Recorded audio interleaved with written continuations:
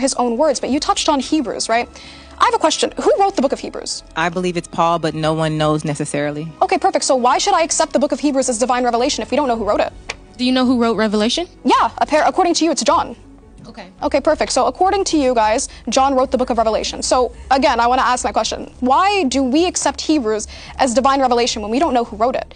And to be consistent, if hypothetically speaking, we had no idea who the scribes of the Quran were and so on and so forth, and it's a book that came out of thin air, you guys would be pressing us Muslims and saying, why would you believe in this book and we don't know who authored it and so on and so forth. So I'm asking for consistency.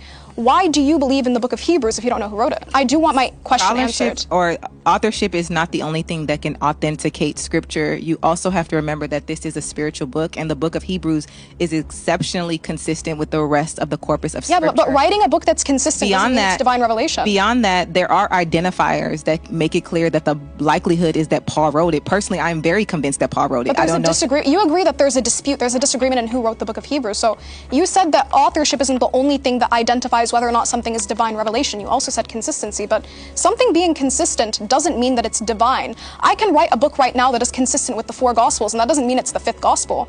So why would we apply this consistency criteria to Hebrews when we don't know who wrote it? We don't know whether or not they were reliable. We don't know whether or not he was just saying things about God that sounded similar to what was going on in the Bible, and it happened at the same exact time in which the Bible was being canonized and so on and so forth, and it ended up being accepted. Why, and I want to circle back to the question, why do we accept Hebrews as divine revelation if we don't have any criteria of authentication for it?